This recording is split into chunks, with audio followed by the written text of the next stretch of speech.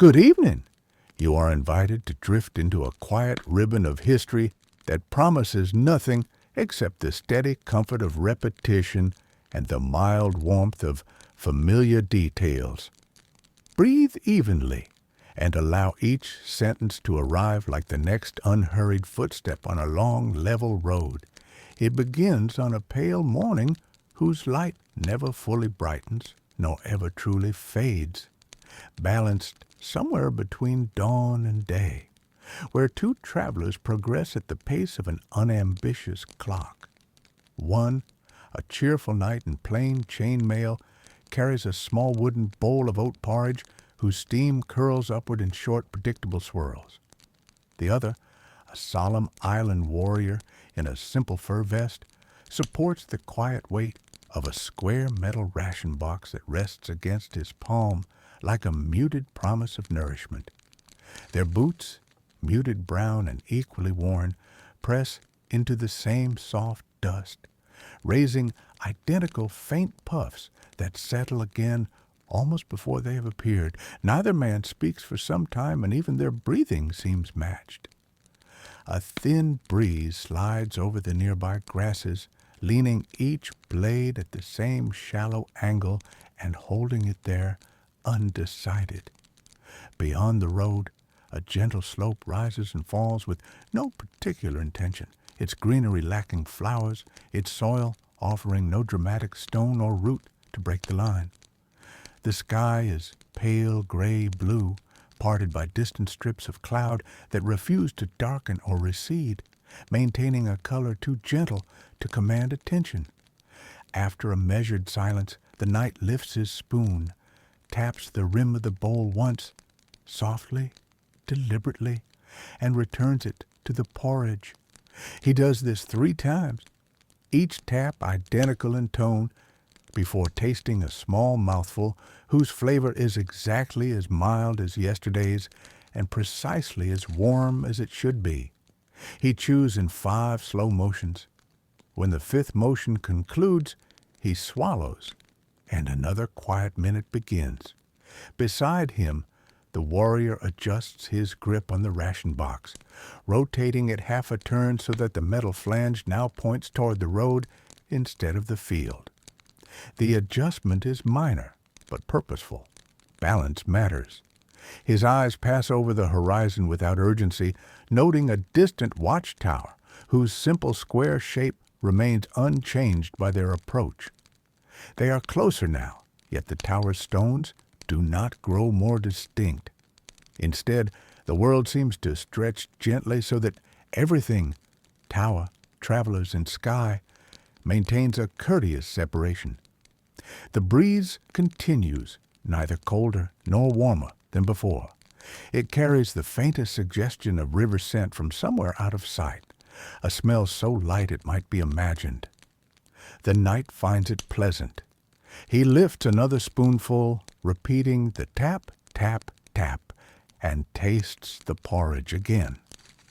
Still mild, still warm, still enough.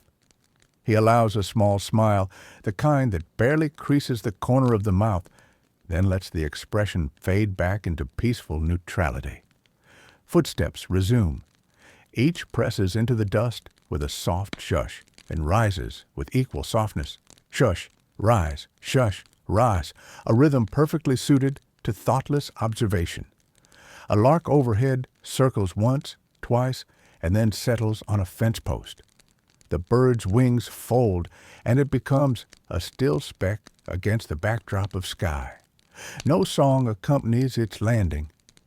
Time drifts, uncounted yet gently felt, until the travelers pause at an oak stump positioned conveniently beside the road. Its rings form pale concentric lines, each ring near identical in width. The knight sits, rests the bowl upon his knee, and stirs without purpose.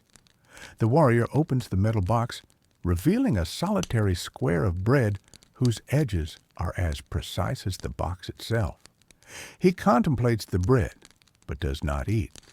Instead, he replaces the lid, satisfied by the soft click that means the seal is complete. He repeats the action once more. Open, regard, close, ensuring the sound is identical. Above, the clouds remain neither thick nor thin, but pleasantly intermediate, filtering sunlight into an even glow that casts no harsh shadow. The oak stump and the men share a faint outline, nothing more. A cricket begins a slow mechanical chirp from the grass, pausing after every fifth beat as though to measure the silence it leaves behind.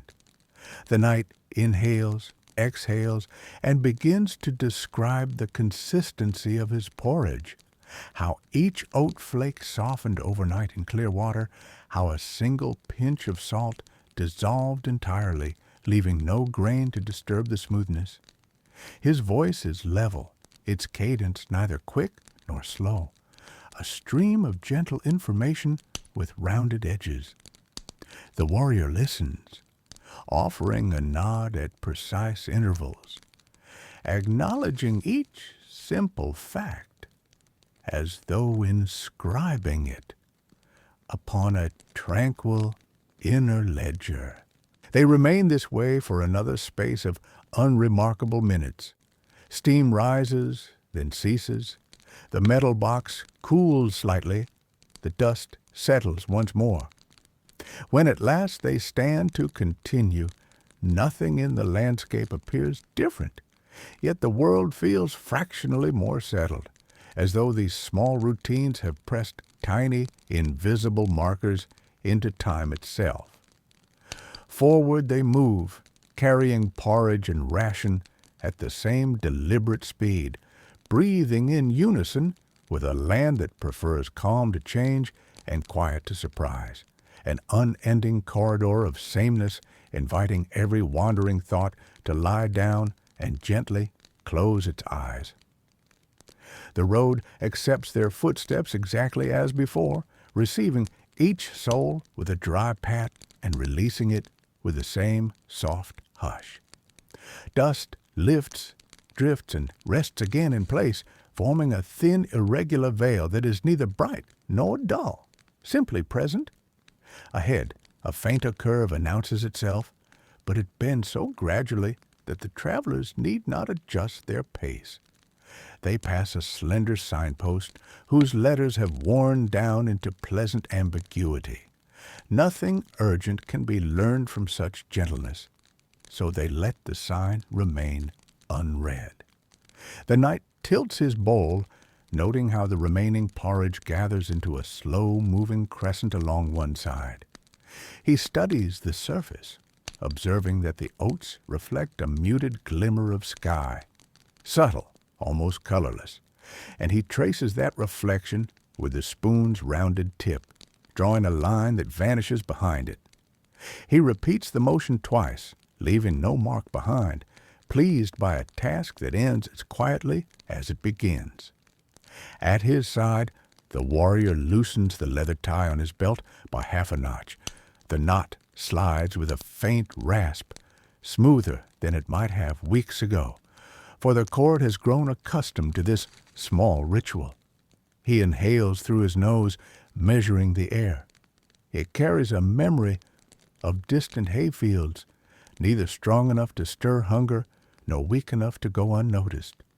He releases the breath in 2 equal portions and rehearses silently. The steady cadence of inhalation he will replicate at the next milestone and the next. A low stone wall gradually emerges on the right, built of rounded river stones stacked without mortar, each piece selected for similarity rather than size. The wall proceeds without flourish, turning at an angle so gentle it could be mistaken for a straight line viewed from a different distance. Moss occupies the crevices, carefully distributing itself so that every 3rd or 4th stone bears the same feathering of green. The knight reaches out, letting 2 fingers brush a smooth pebble. The warmth absorbed from the afternoon light is modest, somewhere between skin temperature and memory of fire, but only a memory. Beyond the wall stretches an orchard of evenly spaced apple trees, none of the fruits are ripe.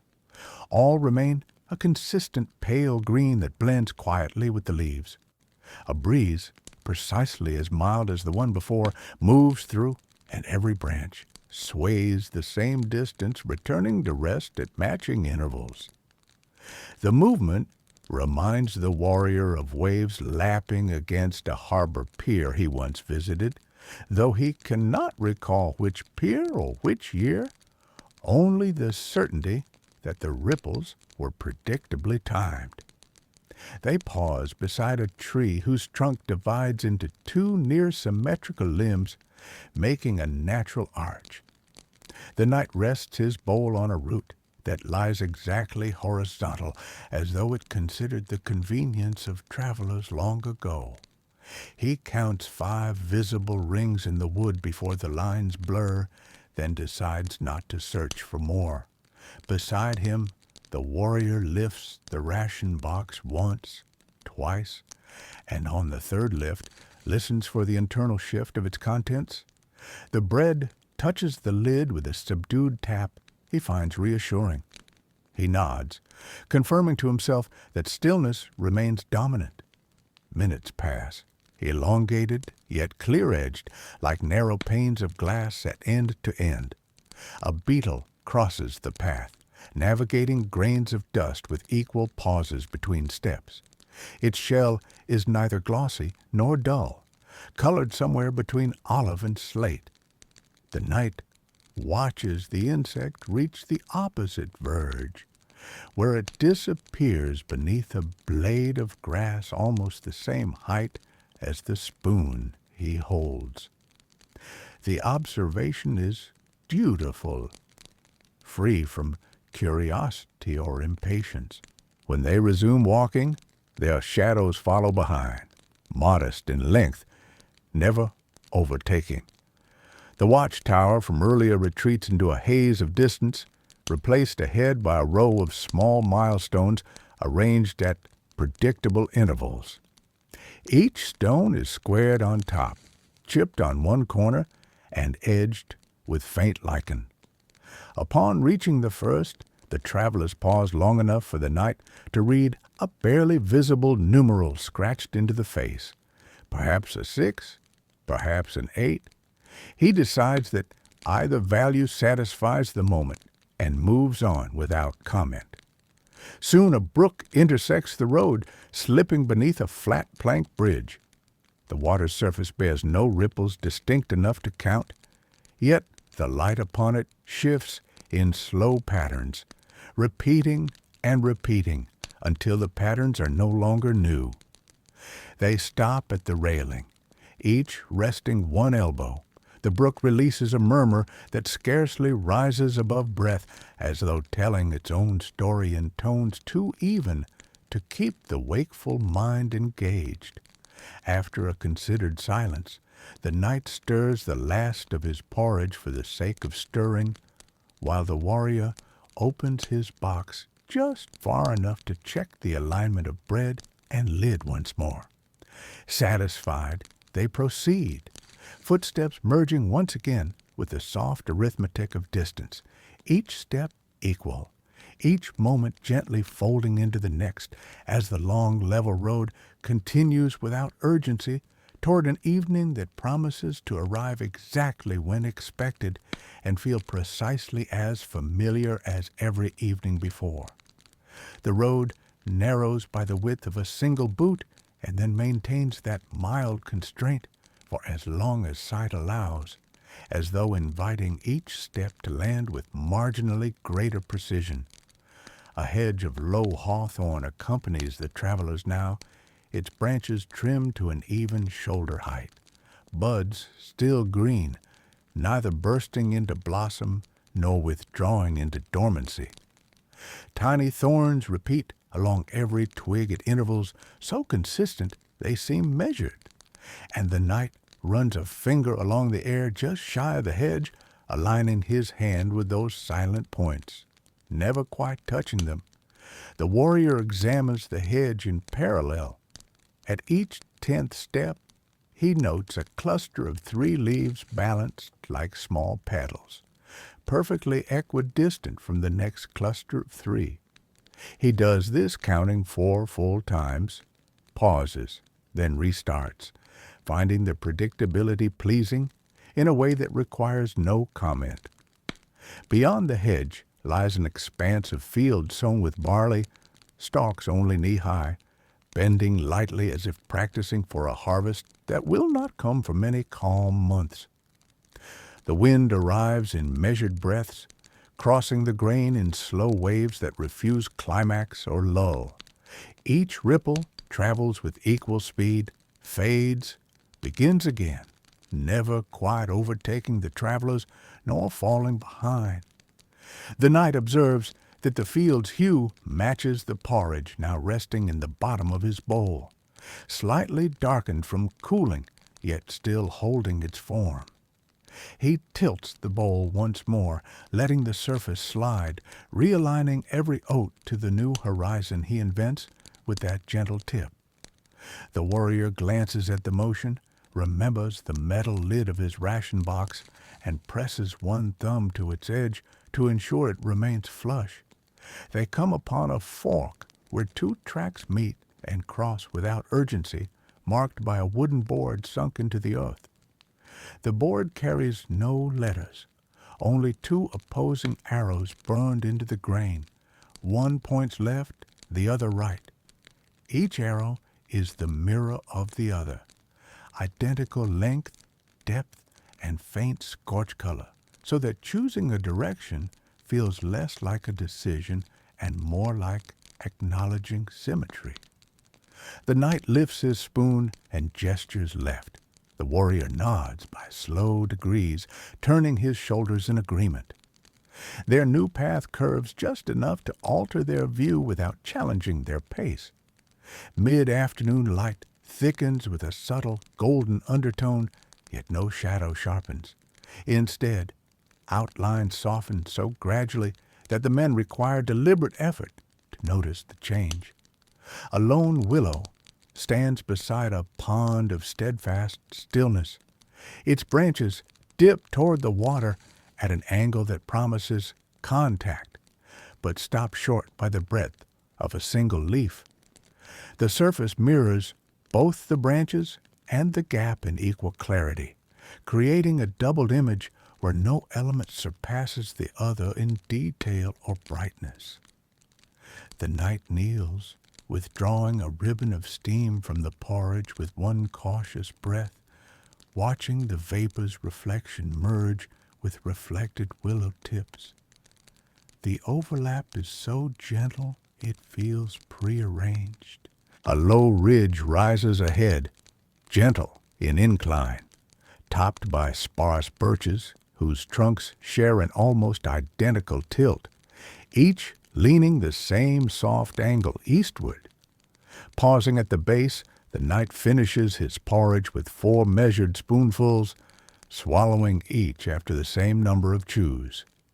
He wipes the bowl with the back of the spoon exactly twice, sets both inside one another, and ties them to his belt, where the buckle formerly sounded.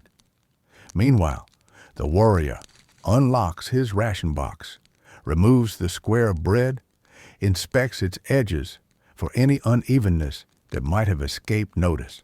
Finding none, he returns it to its bed of linen cloth and performs a final check by pressing lid and base together until the faintest puff of stale air signals closure. Step by step they climb. The ridge yields no surprise view, only another stretch of road, another hedge, another silent alignment of sky and cloud. But from this gentle height, the men can measure a new distance. They do not quicken. They do not slow. The evening ahead presents itself as a soft copy of evenings past, offering the quiet certainty that the sun will lower by predictable degrees, that the air will cool in gradual increments. The level patch of grass awaits where they may rest, each on his own side of a modest campfire that will burn neither bright nor dim, but exactly wide enough to warm a bowl. Toast a pale slice of bread, and coax the softest glow from the metal rim of a ration box, now comfortably settled against the hush of another unsurprising night.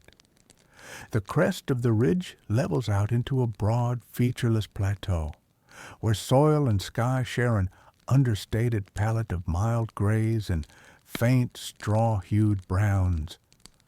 The horizon extends in a largely unbroken line, interrupted only by a scattering of weathered fence posts that emerge from the earth at intervals so regular they appear measured by a craftsman intent on modest perfection. Each post leans forward by barely the width of a thumbnail, creating a quiet procession of half-bows that usher the travelers onward without sound or urgency.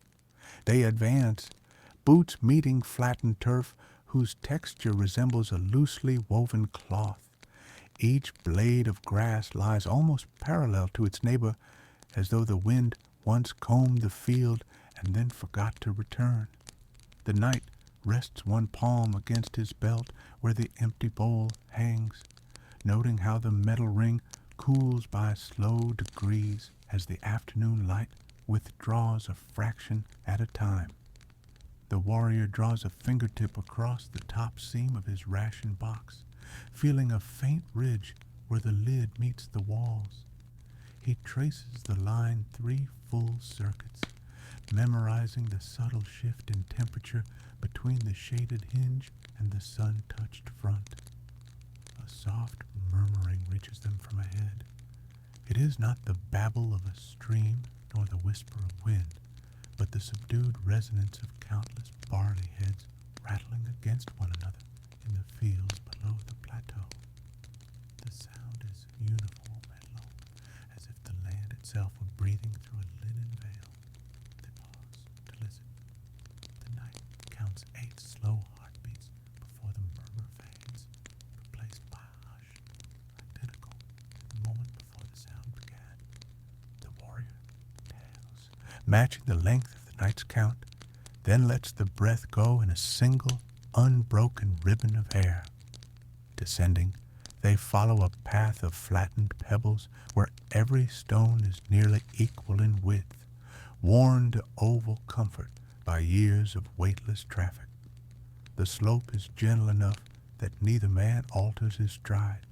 Halfway down they pass a cart track branching right, its wheel ruts shallow and dry.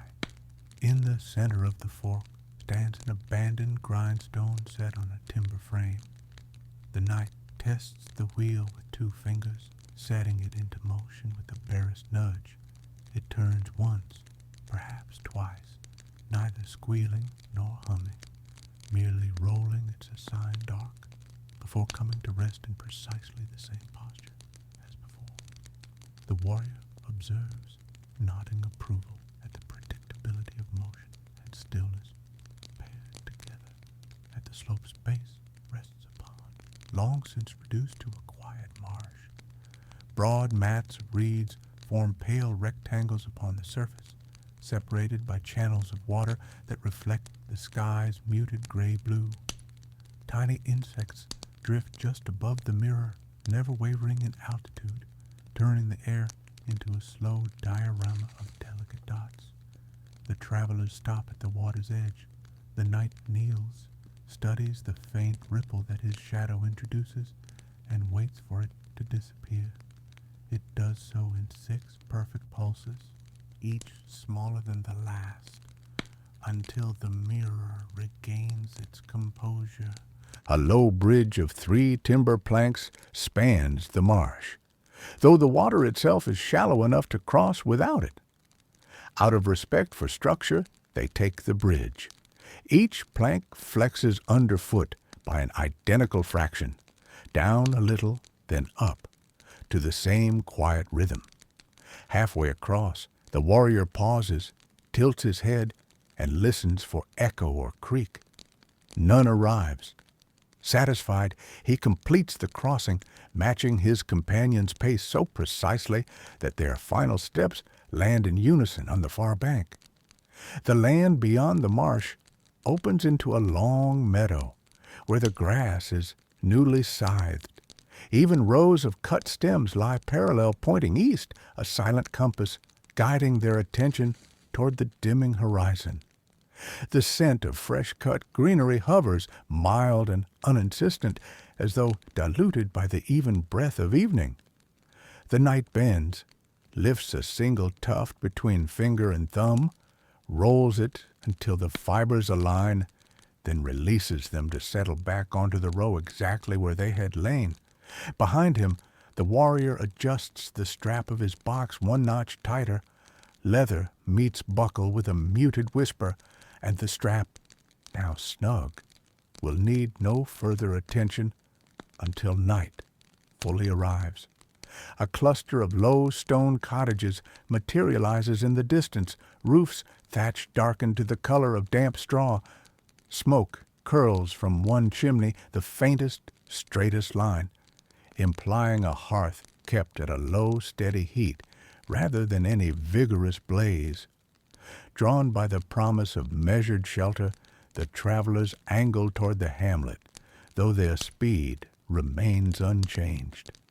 The path smooths beneath their feet, crushed by generations of equally paced walkers, offering sure footing without the need for vigilance. Reaching the first cottage, they see its outer wall adorned with rows of sun-bleached tools, 3 wooden rakes of identical length, 3 spades with matching iron tips, and 3 scythes whose blades share the same degree of gentle rust. Each tool hangs from iron pegs driven equidistant into the stone. The knight inspects a rake, noting that one tine is chipped, but remains aligned in length with its neighbors.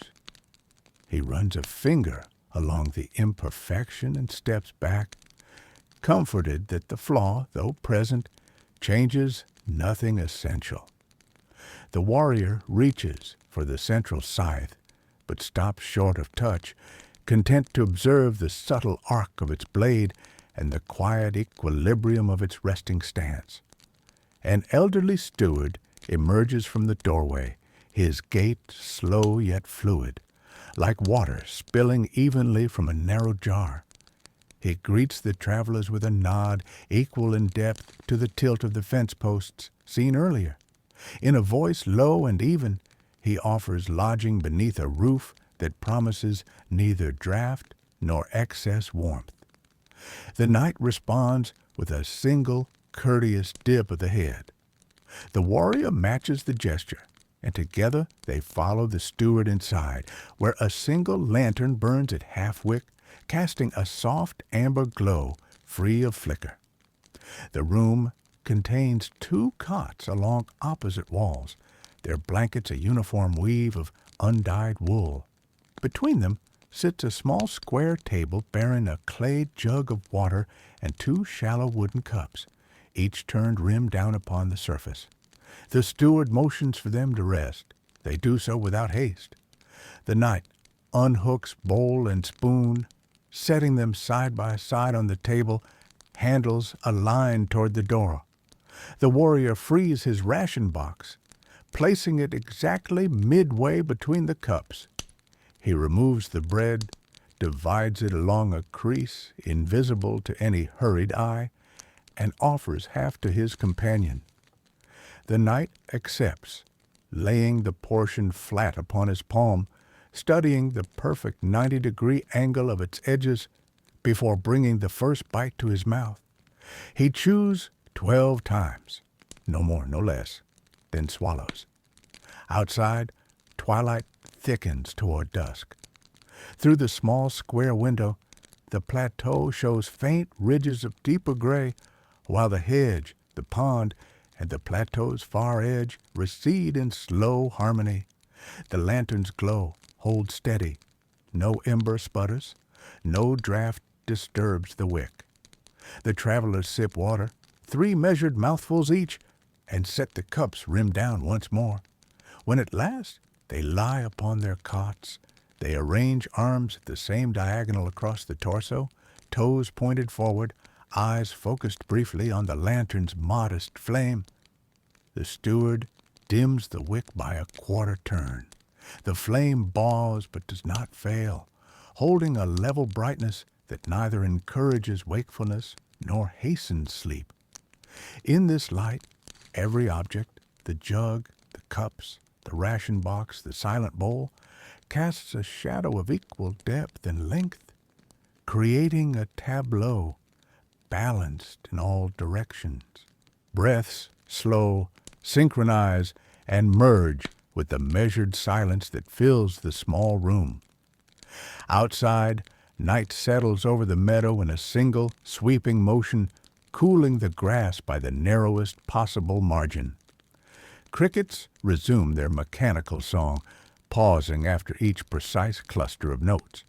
And so the hours ahead stretch gently, stitch by invisible stitch, into a seamless fabric of unbroken calm, each thread identical to the last, each moment softly binding the minds of two travelers, and perhaps the listener too, into dreamless, uninterrupted rest. Dawn returns with a paleness so gentle it seems to knock upon the shutters rather than push them open. Inside the cottage, the air has cooled by a small exact measure, the sort of change discernible only to someone fully awake yet entirely unhurried. The travelers rouse almost together. Eyelids lift, lungs expand, fingers curl and uncurl once against coarse wool. The night rotates his head upon the pillow, confirming that the lantern's wick has exhausted its oil at an even pace, leaving a tiny bead of soot on the glass. The warrior's first motion is to extend one leg until the blanket's edge brushes his ankle. He notes that the fabric's weight is unchanged from the night before, a satisfying constancy. They rise without words.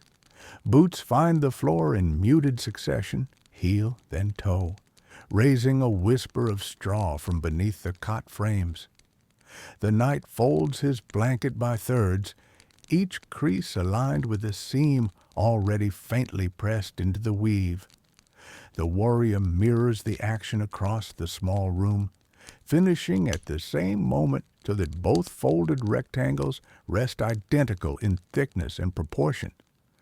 The steward, appearing in the doorway, nods once, then fills the clay jug from a bucket of cool well water.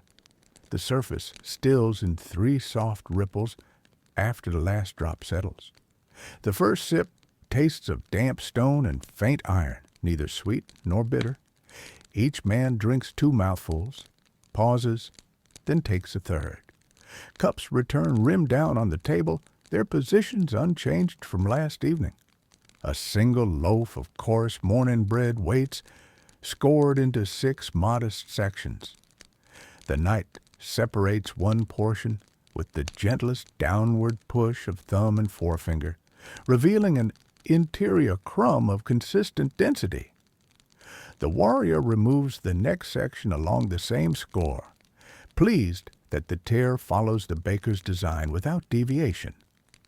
They eat slowly, 6 bites each, chewing 12 times per bite, an unspoken rhythm already established in memory and muscle. Outside, the village lane lies empty, but for 2 chickens that wander its width, pecking at straw with methodical taps. Their beaks strike the ground at nearly equal intervals. Tick, pause, tick, pause. The sun remains hidden behind a gauze of morning cloud, lending the scene a color somewhere between pearl and ash. The knight steps onto the threshold, arranging bowl and spoon at his belt. He confirms that the spoon's handle points forward, not back, exactly as before. The warrior lifts his ration box into the crook of his arm, ensuring the hinge faces outward for ease of access, though he has no intention of opening it yet. They set off down the lane. Each cottage they pass presents the same orderly facade. Stone walls, thatch trimmed flush with the eaves, doors fastened by identical iron latches. No smoke yet rises. Hearths wait for later embers. At the lane's end stands a trough, half filled with water, that reflects a wedge of sky so still one might assume the water has forgotten motion. The knight splashes his fingers once, twice, then allows droplets to fall back and form concentric rings. The warrior mirrors him on the other side. Each set of rings expands until they touch the wood, fade, and leave the surface calm again. Beyond the village, a gently rising path leads into low hills covered by heather not yet in bloom. The plants show a subdued green-gray, their buds tightly folded, promising color only in some patient future. The soil underfoot changes from packed earth to fine gravel, small stones uniform in size and shape. Footfalls shift in timbre from muffled thud to faint crunch, but the cadence remains unchanged. Crunch pause, a metronome for untroubled thought. A boundary stone appears, its top flattened, its inscription weathered into near invisibility. The knight presses one palm to the stone's cool face, sensing the slight grain beneath lichen. He holds the touch for the count of 8, then lifts his hand. The warrior repeats the contact, matching the duration precisely, before brushing a fleck of moss that clings to his glove. Together they move on, leaving the stone unchanged. Mid-morning advances with incremental brightness. Shafts of light descend through rents in the cloud cover, but never reach full brilliance. Instead, they linger at a muted ivory, illuminating the path in soft rectangles that shift so slowly they might be mistaken for stationary. In one such rectangle stands a small wayside shrine. No idol, no inscription, merely a waist-high niche in the hillside where travelers leave tokens of passage. Among them lie 3 rounded pebbles, a strip of dyed cloth faded to neutrality, and a feather so light it quivers at the distant echo of footsteps. The knight adds a single oat flake from his pouch. It rests beside the feather, indistinguishable in weight and silence. The warrior sets a sliver of bread crust alongside, aligning its longest edge with the niche's back wall. Satisfied, they walk on, leaving the offering arrangement subtly more complete, yet visibly unchanged to any hurried eye. The road bends to trace a shallow brook whose water sighs against reeds. Here the air cools by a margin small but notable. Breath plumes faintly, then dissolves. The knight opts to pace the brook's left side where the ground is firmer. The warrior chooses the right, where mud leaves a clear impression of each boot. They maintain a parallel line, separated by the brook's narrow gleam, matching strides so that their reflections in the water, slight, trembling, appear to march as mirror images. At a fallen willow trunk that spans the stream, they converge, testing the log with 2 tentative presses of toe before placing full weight. The trunk accepts them without tilt or groan. On the far bank, the path widens into a clearing bordered by young birches. Their bark shows identical ribbons of silver peeling in long, even strips. The travelers pause for a midday rest, though the sun itself remains modest. The knight unhooks his bowl, pours a measure of water from his flask, and stirs 3 spoonfuls of dry oats until they thicken into a cool paste. The warrior loosens the latch of his ration box, removes the bread square, and divides it once more, half for now, half returned. Each man eats in silence broken only by faint sounds of mastication. 12 chews, swallow, 12 chews, swallow. When finished, they rinse bowl and hands at a nearby seep where water emerges bead by bead from mossy ground, steady as a ticking clock slowed to half speed. Minutes glide by, indistinguishable from one another. A breeze passes through the birches. setting every leaf trembling in synchronous quivers that cease all at once as if commanded. The knight reclines against a root, eyes half-lidded, watching a cloud shaped like a flattened shield drift past a cloud shaped like an even flatter shield. The warrior counts each breath until he reaches 30, then begins again, finding comfort in numbers that arrive and depart without fanfare. When they rise, afternoon has aged by a shade, though not enough to hurry them. They replace belongings, bowl at hip, ration box at elbow, check straps and buckles, and resume the road that promises nothing more than the same measured continuity, stretching toward a horizon precisely as calm as the one behind them. The road extends in a placid ribbon that seems to settle itself anew with every onward step, as though it prefers to exist only a few paces ahead of those who follow it. Afternoon drifts toward early evening by an imperceptible gradient. The air cools half a degree. The distant white of high clouds softens toward a diffused linen gray, and shadows lengthen with such restraint that each new inch compares to its neighbor like one slow heartbeat to the next. The knight observes that his own silhouette now reaches just beyond the spoon's handle, where it rests against his thigh, a measurement he files away without emotion. The warrior, parallel in stride, notes the same extension along the hinge edge of his ration box, and nods once in quiet confirmation that time is indeed progressing as modestly as expected. They pass a field where rows of flax have been laid out to ret. The stalks lie in perfect alignments, their subtle blue blossoms long faded, leaving a calm tapestry of straw toned nearly the same as the soil beneath them. A rivulet, hardly wider than a belt, trickles beside the rows, its current so slow that the surface appears less a flow and more a faint trembling of mirrored sky. The knight pauses, submerging 2 fingertips and lifting them again. Droplets gather, unite into one larger bead, and slip from his skin in a straight, silent line. The warrior mirrors the gesture on the opposite bank, timing his release so that his droplet meets the knight's upon the water's face, merging without ripple.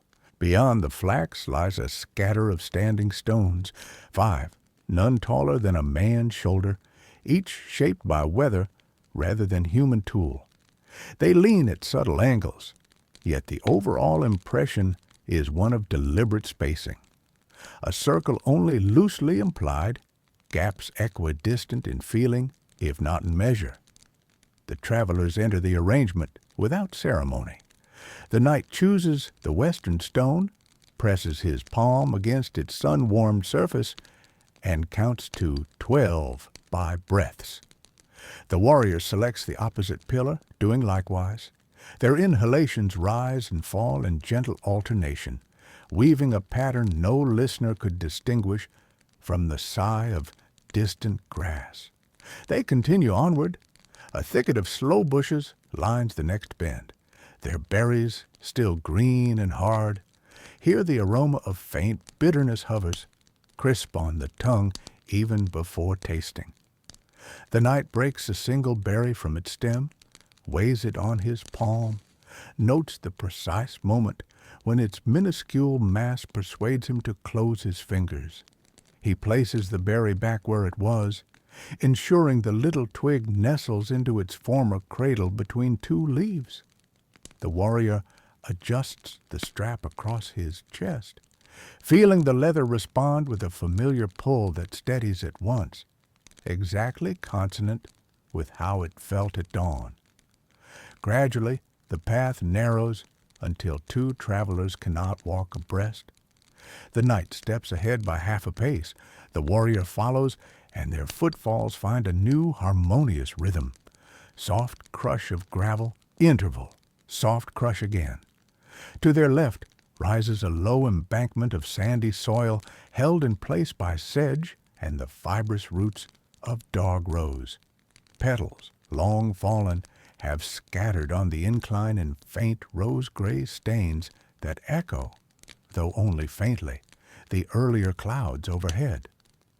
The night traces a finger through one stain, discovering that the color lingers in the grain, though the petal itself has drifted away. He does not disturb the mark further. Evening light now filters through alder branches that have grown to meet above the track, forming a tunnel of interlaced boughs. The canopy allows soft columns of dust-lace gold to descend, and in each column float motes moving so slowly they suggest the entire air has adopted the traveler's unhurried tempo. The warrior halts, extending his gloved hand into one shaft of light. Particles meet his leather with the faintest registers. No touch, strictly speaking, only the recognition of presence. When he withdraws the hand, the motes resume their near stillness, as though nothing has entered their space at all. They emerge at the edge of a shallow valley floored with meadow grass and solitary oaks, spaced as though appointed to watch in turn. In the center, a pond reflects the first hints of twilight, lavender about to deepen toward cobalt. A footbridge of 3 hewn planks crosses a narrowing near the pond's outflow. Each plank bears weather lines that curve gently, and where one long crack bisects a board, someone has set 2 iron staples, driven equidistant on either side, restoring integrity without altering the board's slight bow. The knight steps upon the first plank, feels the mild give, and notes its return. The warrior repeats on the second plank, then the third. They meet at center, exchanging a brief glance that says everything is exactly as serviceable as it needs to be. Beside the pond, a low bank of earth has been shaped by countless previous travelers into a seating place, not quite bench, not quite boulder. Here they settle for supper. The knight unlatches his pouch and pours a modest portion of oats into the bowl, adding pond water retrieved by cup. 3 measures, no more. He stirs, listening to the oat grains shift like tiny gears turned by consistent force. The warrior opens his ration box, removes the remaining half square of bread, and divides it cleanly into 2 sister rectangles that meet at an edge as even as a carpenter's joint. They eat with the calm inevitability of clocks. Spoon rises, spoon lowers, bread enters, bread diminishes. Each swallow arrives on the 13th slow beat of a heart they cannot hear, but nonetheless trust. As dusk settles, the oaks against the sky assume an almost inked silhouette, each branch ending in dividing tips that replicate the same angle endlessly smaller. The travelers gather a meager pile of wind-fallen twigs, arranging them in a pyramid no taller than a man's 2 fists stacked. A single taper, struck from flint and steel with 3 exact sparks, eases the fire to life. Flames climb with decorum, no sudden roar, merely a well-bred orange flicker that lends warmth sufficient for comfort, not enough for spectacle. The knight positions his bowl near the base, angling it so steam will rise away from the wind. The warrior lays his bread in a shallow iron pan, turning it once every count of 20 until the crust firms evenly. Night deepens by quiet increments. A single star appears overhead, then another, yet no constellation fully forms. The sky seems content to populate itself sparingly, holding brilliance in reserve. The fire settles into embers that glow like miniature horizons, each coal sharing a common hue. The knight brushes a twig across the ash, drawing a smooth path that closes upon itself in a circle. The warrior answers with a circle beside it, identical in diameter by mere coincidence or by some subtle instinct for equivalence. Together the circles grow faint as ash cools. Within minutes, they vanish into uniform gray. At last, they stretch out on opposite sides of the dying fire. The knight places spoon and bowl nested, handles aligned north-south. The warrior closes his box, coil of latch clicking once, then rests it beneath his head as a pillow. Overhead the oaks stand motionless, leaves quiet, silhouettes stable. Breath by breath, the travelers' chests rise and fall in a cadence matched to the low metallic sigh of cooling embers. Beyond them, the pond lies soot-black now, broken only by an occasional bubble that reaches the surface and disappears with the tiniest pop, if indeed it were a sound at all, and not merely the imagination of an ear tuned to absolute calm. Hours slide past without announcement. The embers dim, but never quite surrender their glow. They hold a faint thread of warmth, the way memory holds a name repeated often enough to resist fading. Somewhere near the small hours, a breeze stirs the grasses at valley's edge, but declines to travel further, reluctant to disturb so balanced a calm. Thus the road, the fire, the night, and the two resting figures merge into a single unbroken hush, where every slow heartbeat, every drifting mote of ash, and every star withheld from forming a constellation consents to abide by the same soft law that nothing urgent must occur until morning chooses, without haste, to arrive. Morning discloses itself in a faint pearl gloss along the pond's rim, as if a brush had passed once lightly across the water and left behind a broader margin of softness. The embers answer with a single, muted glow before surrendering to ash of uniform gray.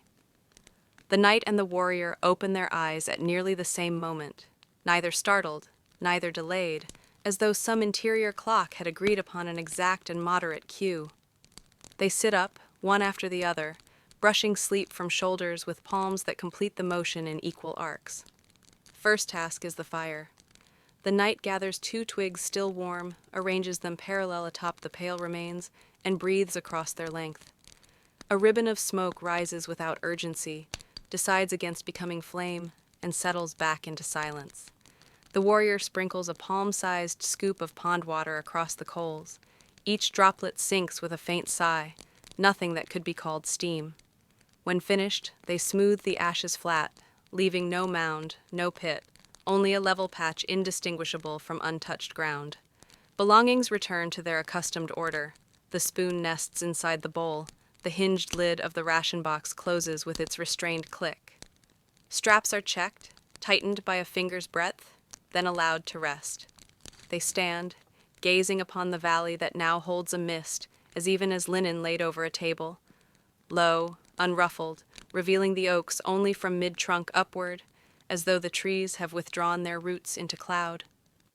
Without comment, the travelers step onto the path that borders the mist's edge, letting the quiet moisture graze their boots, but not their knees. For some time they progress through a corridor of half-seen meadow, where dew gathers in symmetrical beads along each blade.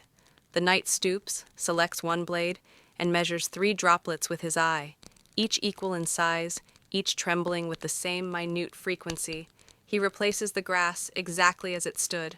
The warrior, a pace behind, lifts a twig no thicker than a quill, snaps it once, listens to the subdued pop, then lays both halves side by side so their fractured fibers interlace again, matching as well as broken strands can.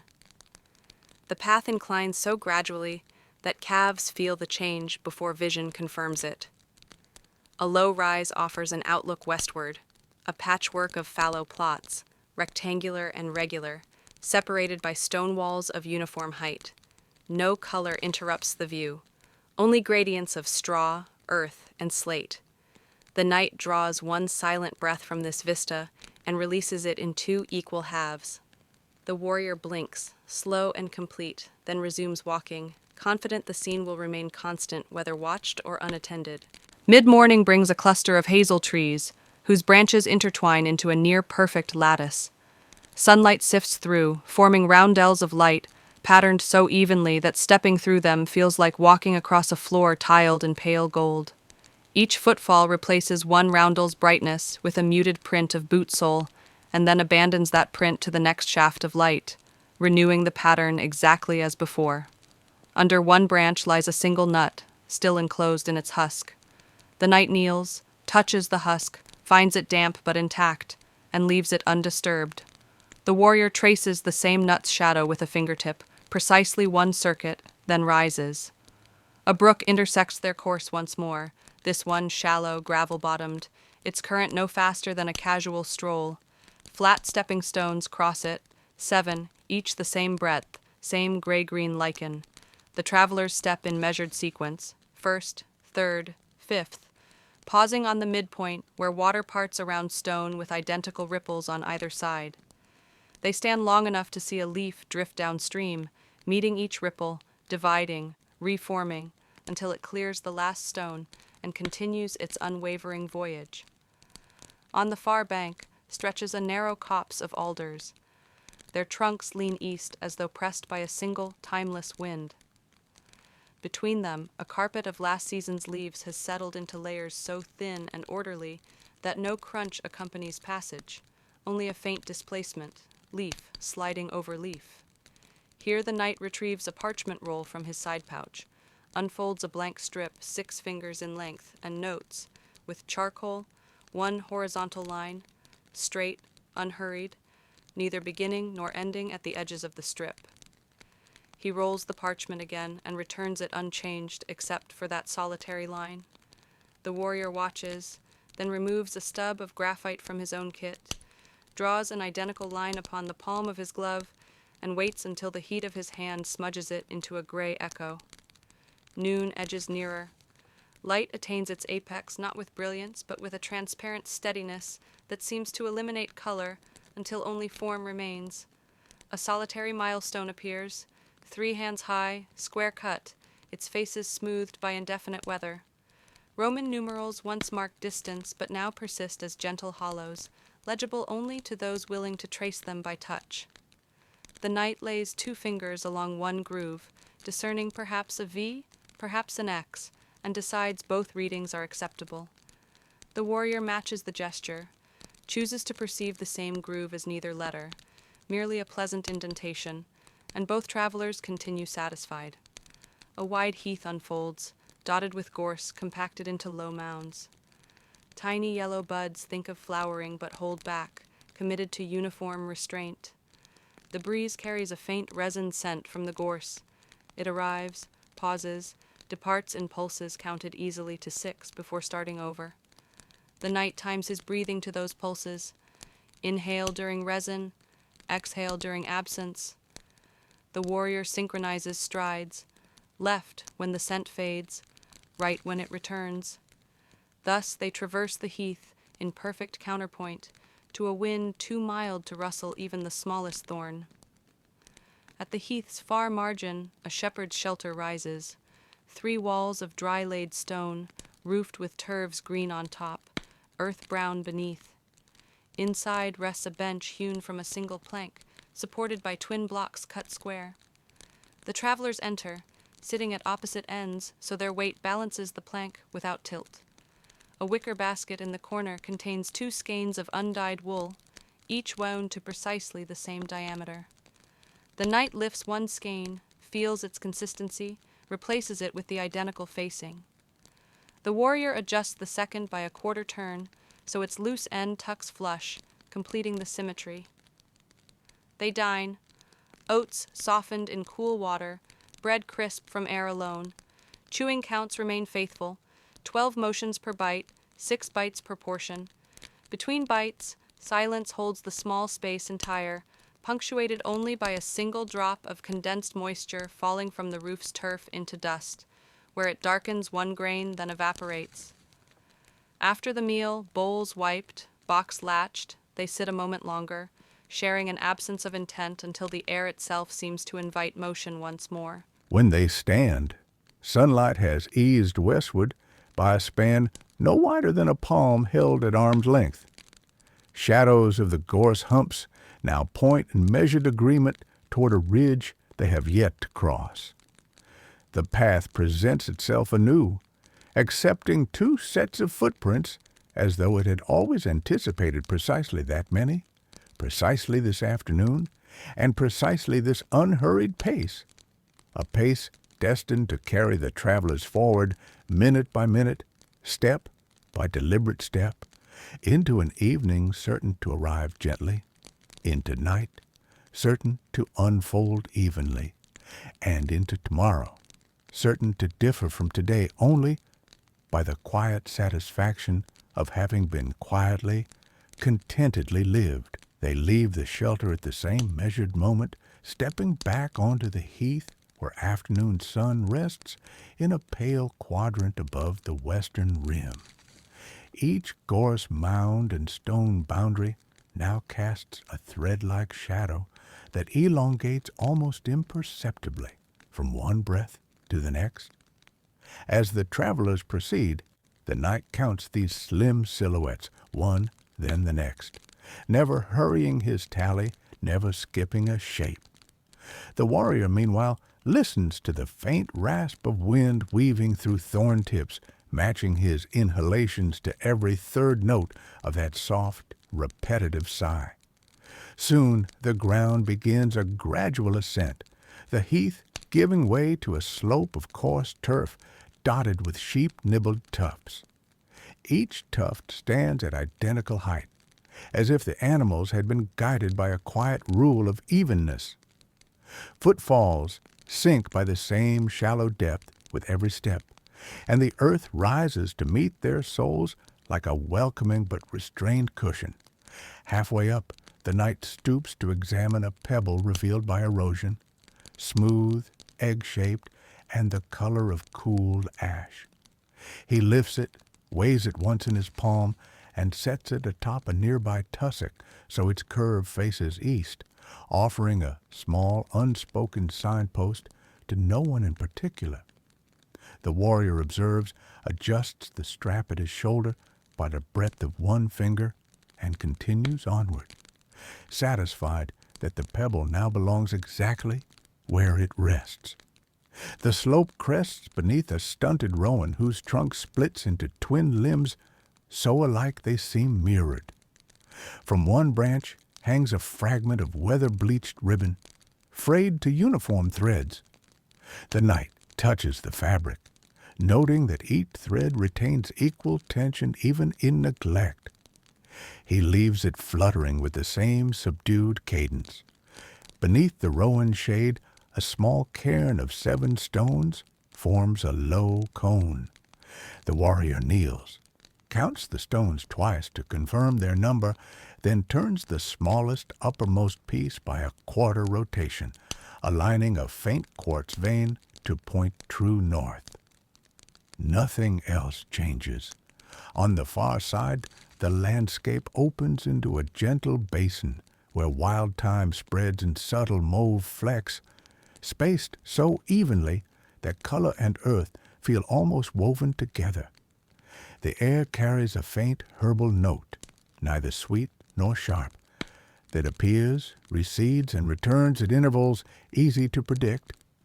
The knight breathed through his nose during each scented pulse, through his mouth when the air clears. The warrior matches stride to scent, heel touching ground precisely as the aroma peaks, toe lifting as it fades.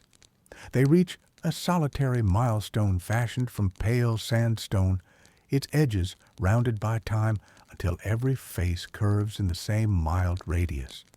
No numerals remain, only a shallow groove crosses one side. The knight traces the groove from left to right. Discovering it measures the exact width of his smallest finger. The warrior follows the same path in reverse, confirming the groove's depth is constant throughout. They step past, letting the unmarked stone resume its silent duty of measuring a distance no one now recalls. Dusk's first tint lies upon the horizon, an understated wash of wash-water rose, while a modest bank of clouds assembles overhead, each mass spaced like beads on an invisible thread. Their undersides darken in synchrony, but never deepen beyond a calm smoke gray. Beneath this tentative ceiling, the travelers approach a wooden stile marking entry to low pasture. 3 horizontal bars span 2 uprights, squared so exactly that the wood shows no warp. The knight ascends first, right foot, left foot, paws upon the top bar, then down in mirror order. The warrior repeats the sequence with equal cadence. The bars yield the same measured creak under each man's weight, settling to silence at once. Pasture grasses bend under a breeze steady enough to create shallow waves, yet gentle enough that each blade straightens again at the same slow speed. Here and there stand haycocks, cylindrical stacks bound in twine that mirror each other in height and girth. The knight chooses a path threading between two such stacks, noting the exactness of their shadows. Both extend the same distance east. Both taper to a matching point. The warrior lifts his gaze to the moon, just risen, a thin scythe of silver barely brighter than the evening sky, its curve echoing the haycock's silhouettes. He nods once at the repetition of form. At the field's edge, a gate of split chestnut rails rests on iron hinges greased to near silence. The knight unlatches the bar with a downward thumb press. The gate moves inward, pivoting true without wobble. When they pass through, the warrior closes it, seating the latch with a click identical to the one that opened it, neither louder nor softer. A hedgerow of hawthorn and elder lines the new track, blossoms yet unopened. Buds sit in sets of 5 along each twig. The knight counts 3 such sets before allowing his hand to fall back to his side. The warrior matches the count, then resumes his forward glance. Evening deepens in uniform tones. Crickets start their measured chorus, each chirp spaced with almost metronomic precision. The travelers answer the rhythm with their pace. Step, pause, step. Chirp, pause, chirp, until both patterns merge so naturally that distinguishing one from the other becomes gently impossible. Ahead, a low stone barn materializes, its roof pitched at an exact mid-angle between horizon and zenith. A lantern glows behind a shuttered window, its light muted to a soft geometric wedge upon the ground. The knight angles toward it without haste. The warrior follows, anticipating shelter as quiet and balanced as every mile that has led them here. A stableman greets them with a nod no deeper than necessity, and gestures to a space beside a stacked pile of straw bales. 2 bed ticks lie rolled, identical in length, breadth, and firmness. The knight unhooks bowl and spoon, taps the spoon's rim against the bowl once to ensure they ring at the same subdued pitch, then sets them aside. The warrior lifts his ration box, checks the lid though it has not shifted since midday, and places it parallel to the tick's edges. Supper is brief. Lukewarm oats moistened with water from a wooden dipper, divided bread, toasted only by contact with a still warm hearthstone. Chews are counted, swallows measured. When finished, they fold their outer garments with creases aligned, slide into the ticks, and draw identical gray blankets to identical heights below the chin. The lantern dims at the stableman's hand, leaving a faint amber ember that hovers until wick and oil agree to rest. Darkness of equal density settles through rafters, around beams, across floorboards, cushioning every outline in the same muted obscurity. The travelers close their eyes. Heartbeats adopt the barn's natural hush. Breathing aligns to the faint rustle of distant straw. Somewhere a horse shifts weight, hoof scuffing once against packed earth, then holding still. Night advances by slow degrees, each minute folded gently into the next, carrying both men, along with any quiet listener, to a steady shore of sleep where nothing startles, nothing brightens, and nothing stirs beyond the calm and constant promise of another level dawn. The barn greets first light with a hush so gradual it seems to seep through the very grain of the timbers. No rooster calls, no sudden clatter disturbs the rafters. Instead, daybreak unveils itself by tinting one thin slat between the boards a shade lighter than its neighbor, and then another until a soft, even glow presses outward from every seam. The night's eyes open beneath a blanket whose wool has not shifted a finger width during the night. The warrior inhales once, letting the cool barn air settle into his lungs, then exhales in two faultless halves, as though the breath had practiced overnight for this precise unveiling. They rise together, blankets folded to identical rectangles, edges aligned with the plank floor's subtle run of knots. The spoon meets the rim of the bowl for a single, subdued ring. The ration box replies with its low, confirmatory click. A dipper of water waits near the door, the surface still and unbroken. The night skims a palm across it, gathering 3 droplets that fall in an equidistant triad back to the quiet pool. The warrior cups the same water, sips twice, and replaces exactly what he removed with a measured pour from the jug set beside the trough. Outside, the pasture lies in balanced grays and greens, dew holding each blade upright in an array of minute prisms. A slight ground fog drifts knee-high, smoothing every contour until hillocks appear as gentle rises of mist rather than earth. Footsteps leave shallow crescents that fill with moisture and level themselves before the men are 10 paces on. Ahead, the hedgerow encountered last night accepts their return with measured stillness. No leaf shivers, no twig cracks, each bud closed in its own silent patience.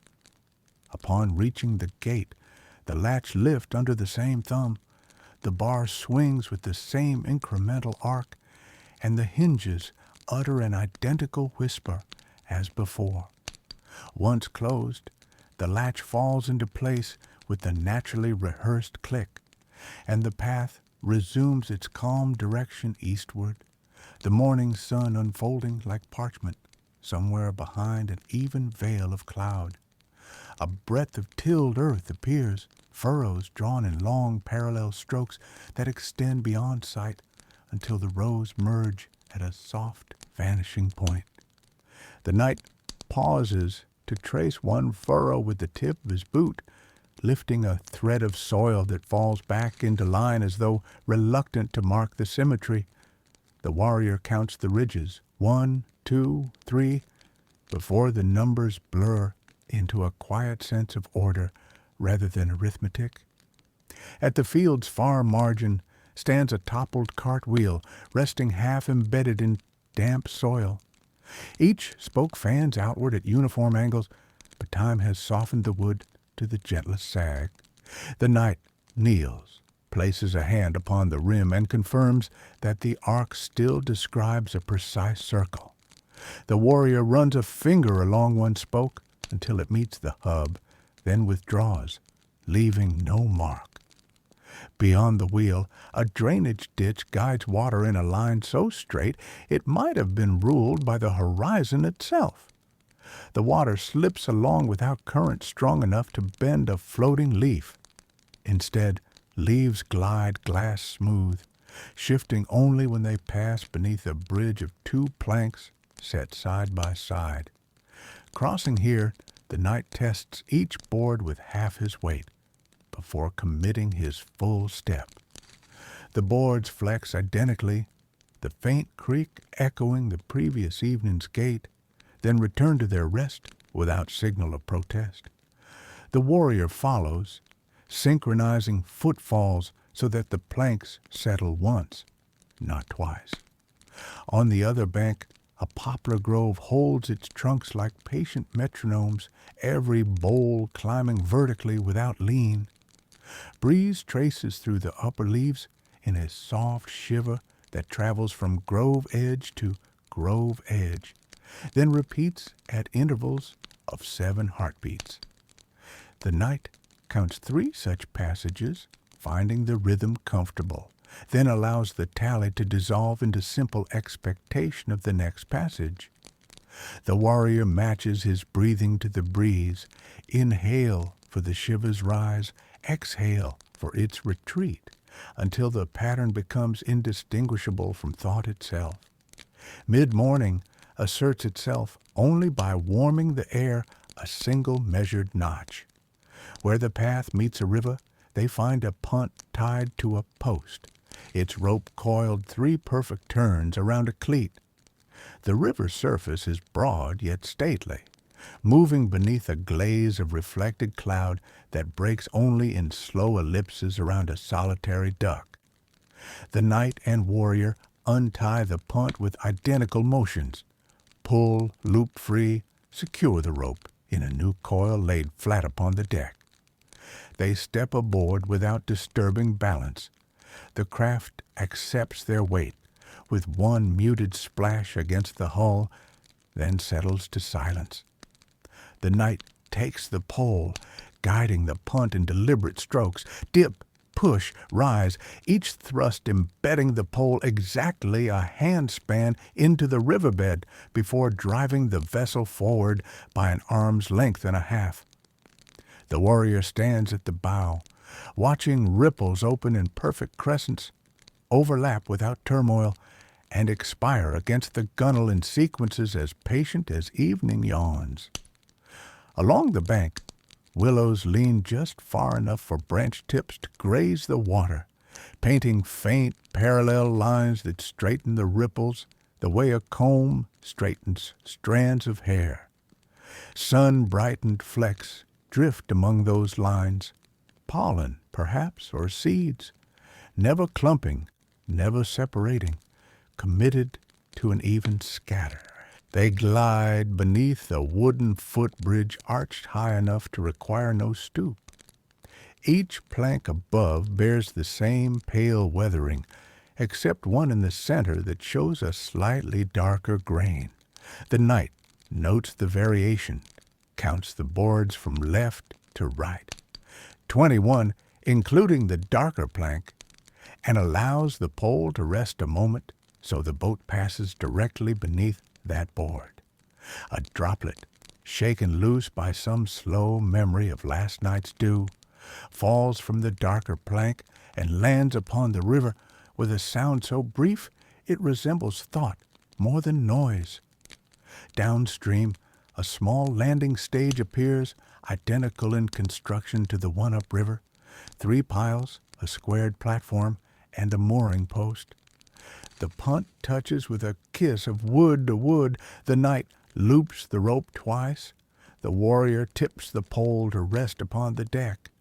They disembark, boots meeting the boards exactly where river silt has darkened the grain, preserving continuity of footprints left by countless previous ferrymen. A track pulls away through meadowland, dotted with cows turned out in orderly spacing. Each animal faces the same compass bearing, heads lowered to grass cropped uniformly. Bells hang at the cows' necks, but they give off no clang. Instead, a subdued clink whispers now and then, one note here, another there, never overlapping, as though the herd has agreed on a courteous scheduling of sound.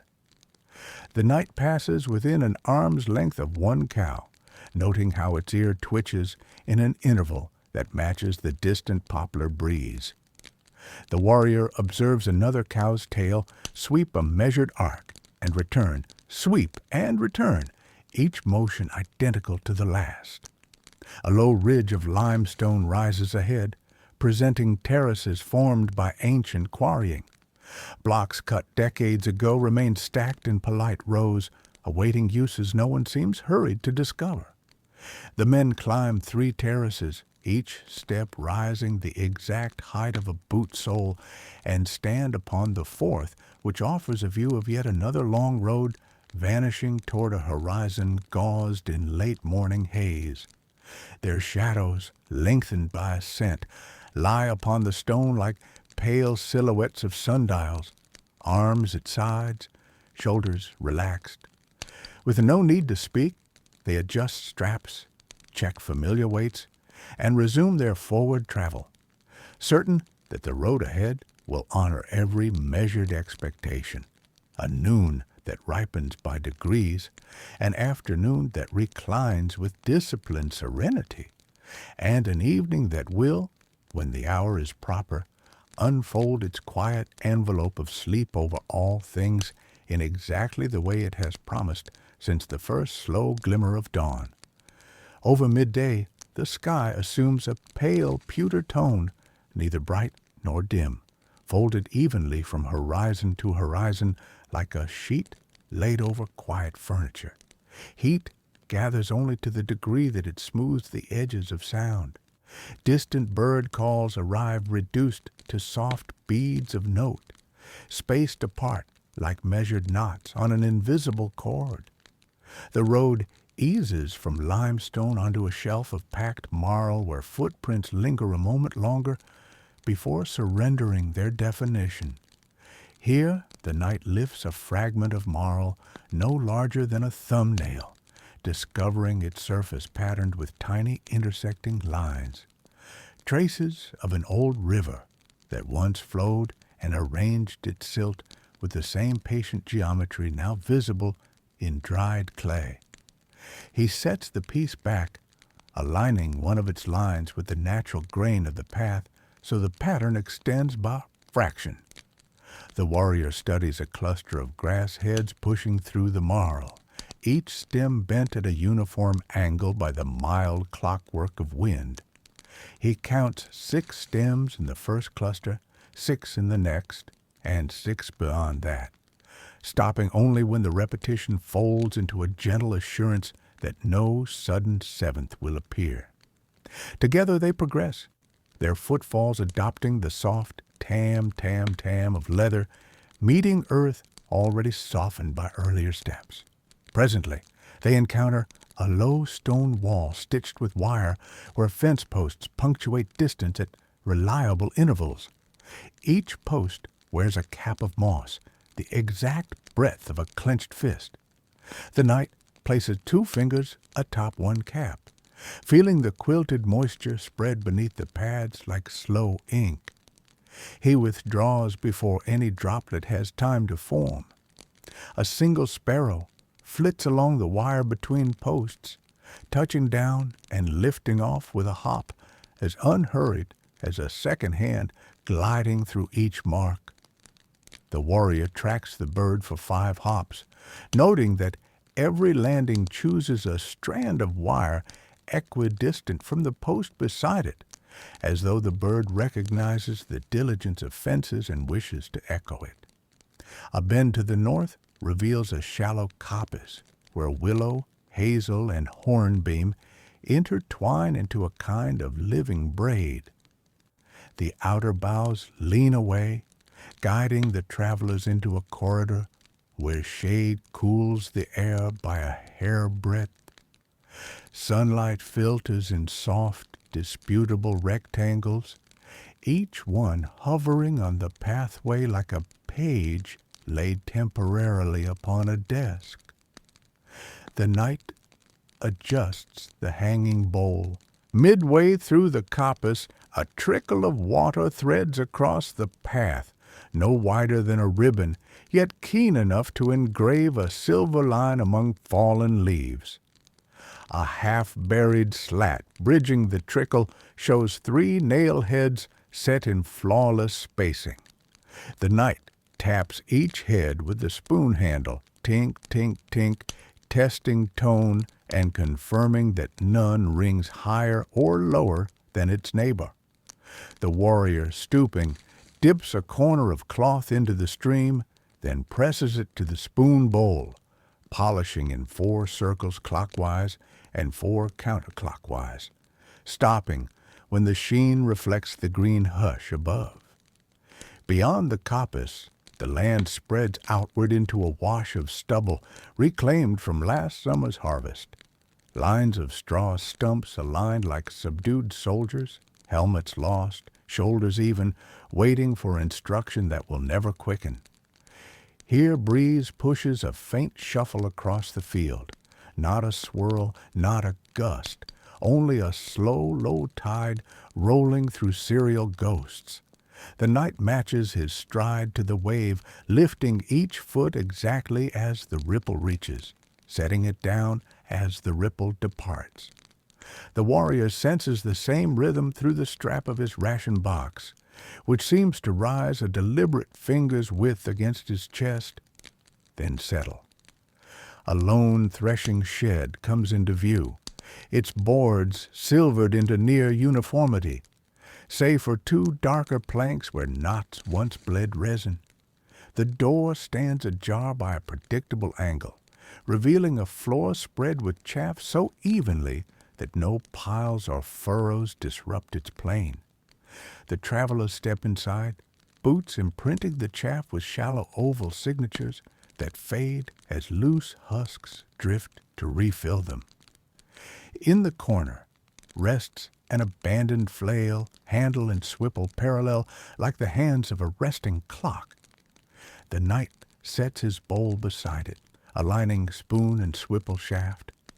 The warrior seats himself on a beam, removes the lid from the ration box, confirms the bread's edges still form right angles, then closes the lid with the practiced click that sounds neither sharp nor soft. They decide, without speech, to pause until the sun shifts one discernible degree. In that stillness, a slow dust floats from the shed rafters, each mote tracing a deliberate descent through the dim slats of light. The knight watches a single particle fall, counting heartbeats, 1, 2, 3, until it lands upon the bowl rim. The warrior mirrors the count upon a speck landing on the ration box, nodding almost imperceptibly when both specks come to rest. Their silence kneads itself into the chaff, into the lazy architecture of beams, into the half-open door that frames a piece of stubble field so steady it could be mistaken for a painted strip.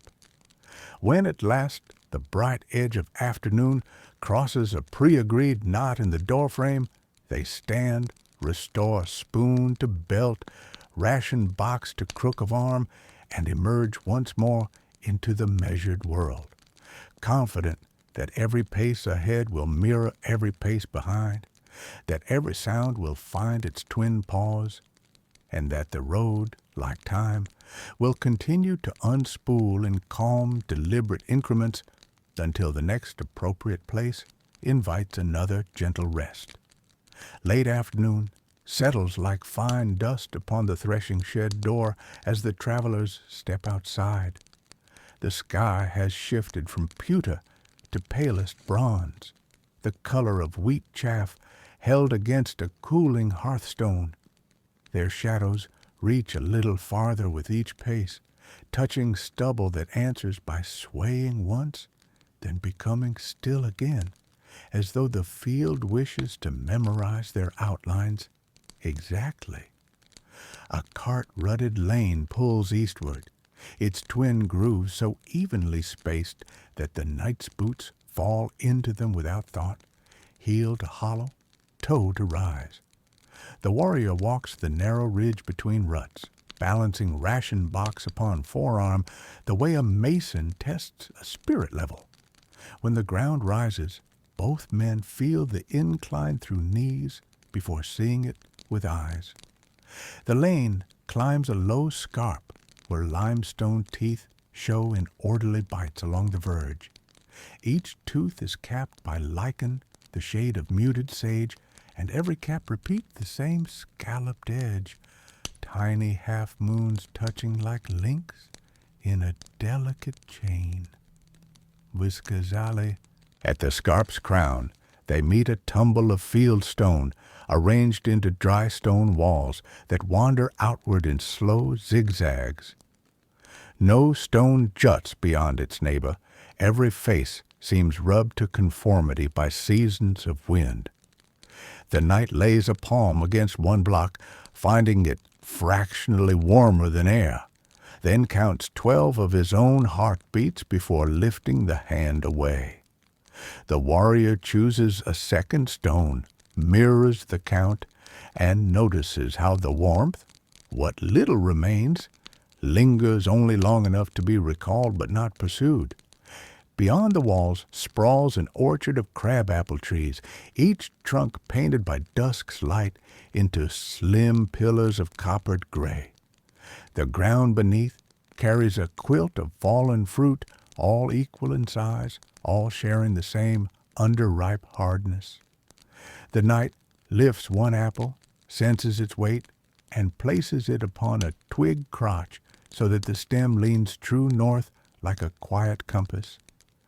The warrior sets another apple beside the first, stems parallel, skins touching in a contact so slight it might belong to shadow rather than flesh. No birds disturb the fruit, no breeze rearranges their order. The orchard breathes restraint. A brook borders the far edge, its banks fenced by woven willow hurdles. Water moves in sheets thinner than parchment, whispering a syllable that never varies. A narrow footbridge, 3 ash planks pegged by oak dowels, crosses at the orchard's midpoint. The knight tests each dowel with the spoon handle. Tap, pause, tap, pause. Every peg answers with the same hollow timbre. Satisfied, they cross, weight pressing the planks in identical arcs that rebound the exact instant boots lift. The lane resumes on the opposite shore, passing through a hamlet resigned to evening.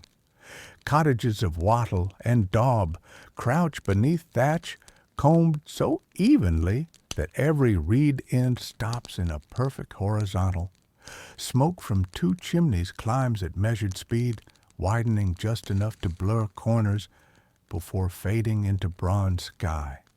A weaver works at a low loom near an open door. Shuttle glides, pauses, glides, always the same distance. The knight and warrior watch 3 passes of the shuttle, commit its rhythm to mind, then move on without breaking the loom's quiet beat. As twilight intensifies, the road enters a shallow defile where yarrow and tansy line both sides in mirrored ranks. Their umbels hold hundreds of pinhead buds not yet open, each sphere spaced exactly like the next. The knight brushes a finger along one plant, counting 4 buds beneath the pad, then lets the hand fall. The warrior counts the same 4 on the opposite side and nods once, confirming parity. The defile widens onto moor grass tinted russet by sinking light. Ahead, 2 tors of granite guard a natural saddle in the ridge. Both blocks rise to the same height, shoulders sloped in matching angles. Between them lies a sheep track so direct it seems drawn by compass. The travelers follow, boots whispering through wiry stems. Halfway, the knight pauses to unhook his bowl, catching the last glow of sun upon the rim. The warrior opens his box just wide enough that dusk paints a faint rectangle of amber upon the bread within. They close bowl and lid together, one motion, one soft closure, then continue until the tors fall behind. Night overtakes with deliberate gentleness. Stars appear in twinned pairs, first 2, then 4, then 8, each arrival mirrored somewhere opposite. A stand of Scots pines receives them, trunks arrayed like columns in some forgotten cloister. Beneath the canopy, the ground is carpeted with needles so uniform that stepping feels like pressing into shallow water. No sound, only the yielding of countless slim points. The knight kneels, clears a palm-wide circle, and sets a thumb-sized cone upright at its center. The warrior adds a twin cone beside it, spacing the gap so a third imaginary cone could fit with equal margins, though they do not place one. Supper kindles from a ring of 6 twigs, each measured to hand-span length. Sparks rise only high enough to warm the oats, toast the bread, and sketch faint silhouettes of pines on the travelers' faces. Steam curls from the bowl in 3 ribbons, each dissipating at the same invisible ceiling. Crumbs from bread fall in 4 soft ticks onto the forest floor, absorbed without trace. Chews, 12. Swallows, 6. Water, 3 sips each. Embers, even, steady, submissive to the patient dark. When sleep calls, they roll blankets upon beds of pine needle, arranging limbs in mirrored repose. The fire collapses into a hexagon of glowing coals, every edge receding at a pace shared by its neighbor. Above, branches frame a square of sky where the earliest constellation leans into view. 2 lines, equal length, joined at a hinge of light. It turns slowly, almost reluctantly, until the hinge lies balanced atop the square frame, signaling an hour both travelers understand without glance at any clock. Breath steadies, heartbeats mellow, pine scent fills lungs in measures indistinguishable from dream, and the moor, aware of its own immense quiet, draws a single measured sigh that hovers over sleepers, settles upon embers, and promises that tomorrow will arrive neither early nor late, but exactly when the day itself decides to unfold. The first pale thought of dawn is still hours away when a thin hush sweeps beneath the pines, touching every needle with a cool admonition to hold still. The embers of last night's measured fire have settled into a shallow basin of ash, their faint glow reduced to a memory no brighter than starlight caught in frost. Without exchanging a sound, the travelers wake, the night lifting eyelids by fractions, the warrior drawing one deliberate breath that moves his blanket no more than a folded page. They rise together. The pine bed yields with identical sighs, resuming its even surface the instant each weight departs. A whisper of wind glides through the clearing, tilting the square of sky overhead so that one corner pales before the others. The night folds his blanket in thirds, long edge over long edge, pausing to ensure the creases align with the warp of the wool. The warrior mirrors the action, then gathers 6 fallen cones, dropping them one by one into last night's fire circle until they form a new, precise hexagon of quiet intentions. No spark revives. The cones settle without protest. Before leaving, they pour 3 mouthfuls of water each, cupping the spring-cool liquid so not a drop spills.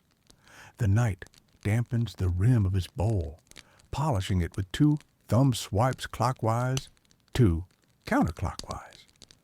The warrior unclasps his ration box latch, listens for the soft click that confirms smooth motion, then closes it again, satisfied the hinge retains its perfect moderation.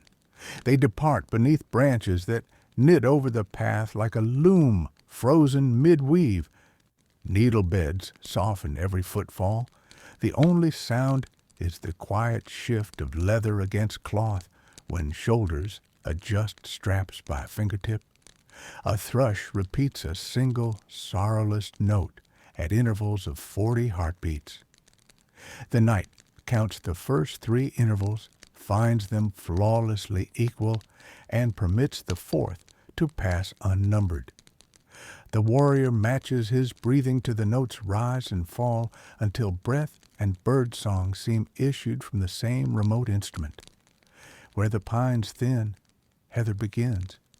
Buds remain shut, yet arranged in rows that flow downhill in soft mauve currents, promising color only to those who have patience to return.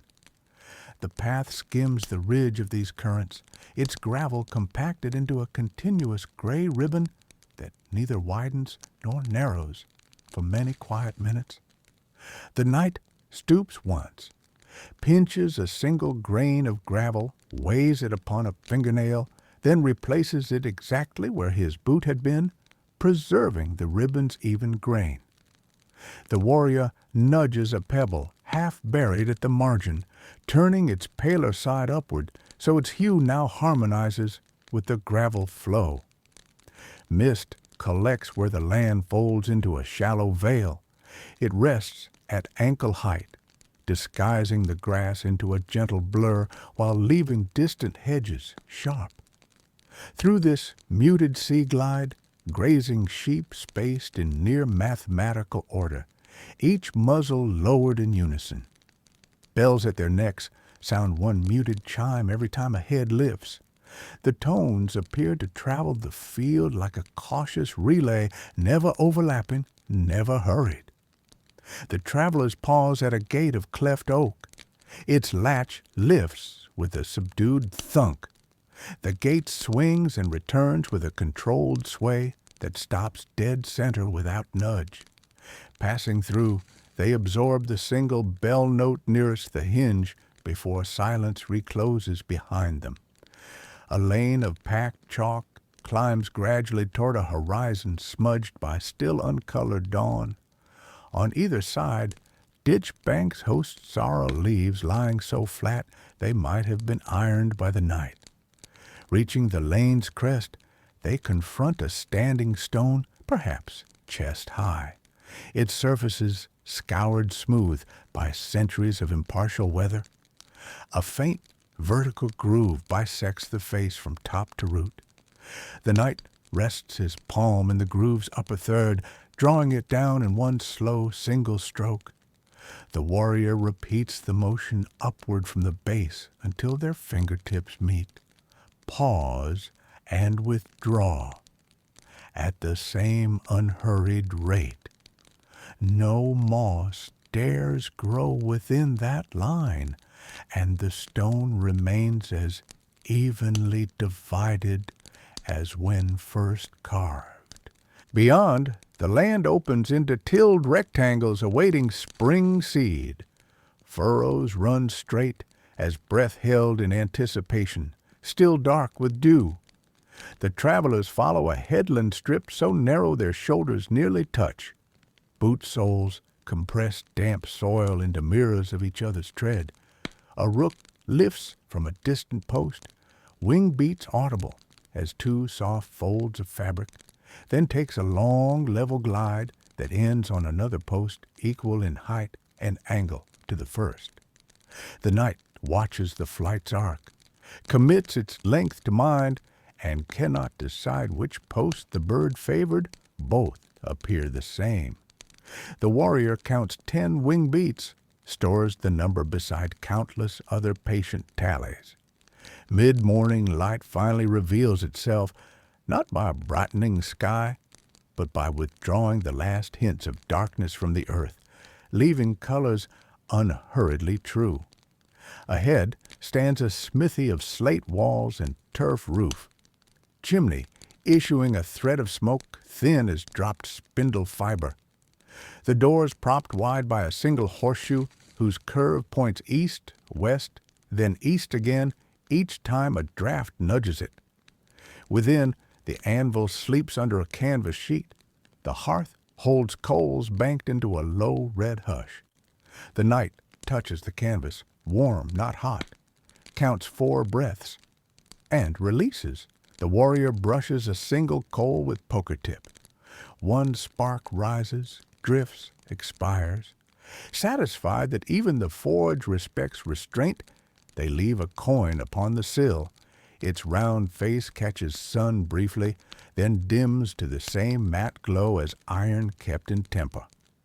Turning south along a fresh lane, they note mile markers cut from oak, driven into earth at intervals so regular one could measure time by them. The knight taps each with spoon handle. Tock, tock, tock, each sound twin to the last. The warrior steps between the taps, heel landing midway, toe rising midway, until distance itself feels like an instrument tuned to unfailing pitch. When noon hovers, neither declared nor denied, they stop beneath a solitary alder whose branches form a tentative arch. The knight adds spring water to oats, stirs 6 slow rotations. The The warrior divides bread into 2 equal oblongs, edges square, crumb untroubled. Chews, swallows, sips, all return to their silent arithmetic. Overhead, the sun remains veiled but present, a muted disk, marking the center of an otherwise evenly gray sphere. After the meal, bowl, spoon, and box resume their rightful places. Straps are checked, buckles tested, until they neither bite nor slacken. Then, without discussion, the travelers set off once more. Footfalls cushioned by chalk dust, pulses calibrated to quietly advancing hours, toward an afternoon certain to mirror the morning, and an evening certain to honor every small, patient promise the day has so far kept. No sound but the measured hush of wind accompanies the travelers down a chalk-white lane that stretches toward a horizon faintly varnished by afternoon haze. The night notes how each pebble settles underfoot, offering a discreet tilt before returning to its place. The warrior measures the same tilt through the strap of his ration box, which draws a modest line across his chest, never tighter, never slack. A hedgerow of spindle and dog-rose shadows the lane to the left. Every stem splits into 2 almost equal twigs, and each twig ends in buds the size of withheld words. The knight lifts one branch, counts 3 pairs of buds, lowers it so the buds realign exactly as before. The warrior pinches a fallen leaf between finger and thumb, finding both sides identical and chill, then lets it rejoin the dust without turning. They reach a stone culvert that carries a thread of water beneath the road. Limestone slabs roof the passage, each slab broader than the last by a finger width.